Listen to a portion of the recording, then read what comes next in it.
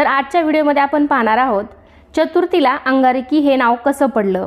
तर तुम्हाला सुद्धा हा प्रश्न पडला असेल कधीतरी, तर त्याचेच उत्तर मी तुम्हाला आजच्या व्हिडिओमध्ये देणार आहे। तर चतुर्थीला अंगारकी हे नाव कसे पडले हे जाणून घेऊया या छोट्याशा कथेद्वारे। अंगारकी संकष्टी चतुर्थी व्रत कथा।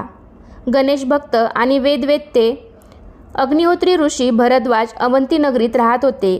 क्षिप्रा नदीवर ते एकदा स्नानाला गेले असता एक अप्सरा जलक्रीडा करत होती।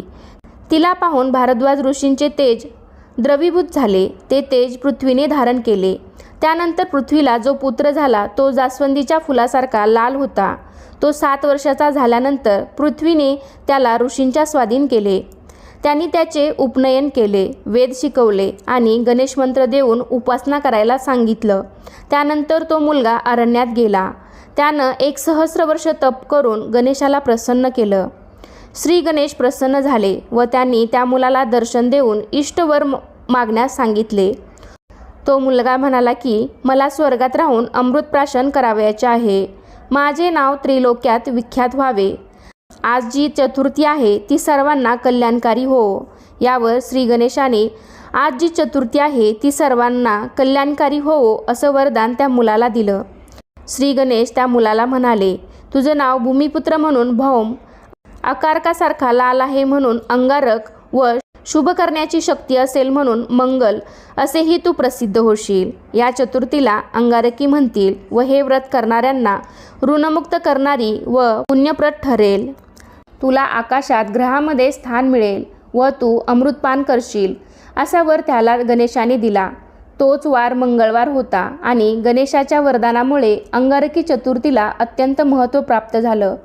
गणेशानं आपल्या परमभक्ताला हे वरदान दिले की यापुढे भविष्यात येणाऱ्या मंगळवारची संकष्टी चतुर्थी ही तुझ्याच अर्थात अंगारकी या नावाने ओळखली जाऊन एक अंगारकी चतुर्थी व्रत करणाऱ्यांना 21 संकष्टी केल्याची फलप्राप्ती या चतुर्थीमुळे मिळेल आणि तुझ्या या सहस्र वर्षाच्या तपश्चर्येचे पुण्य युगानयुगे त्यांच्याही वाट्याला जाऊन त्यांच्या इच्छित मनोकामना पूर्ण होतील, ते ऋणमुक्त होतील।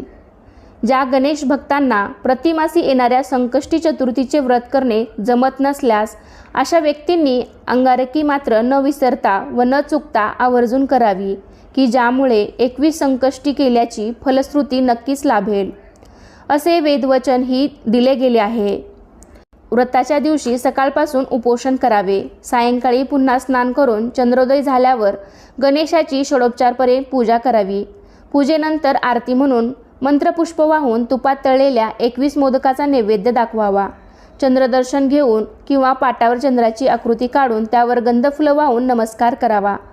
अंगारकी महात्म्याची पोथी वाचावी। मग गणेशाचं स्मरण करत भोजन करावे। व्रतासाठी शारीरिक आणि मानसिक शुद्धता पाहिजे।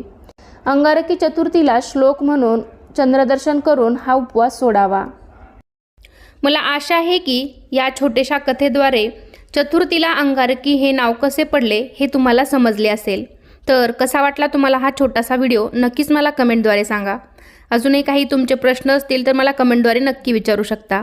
हा व्हिडिओ आवडला असेल तर व्हिडिओला लाईक करा, तुमच्या फ्रेंड फॅमिलीमध्ये शेअर करायला विसरू नका। चॅनेलवरती नवीन असाल तर चॅनेलला नक्की सबस्क्राईब करा। धन्यवाद। श्री स्वामी समर्थ।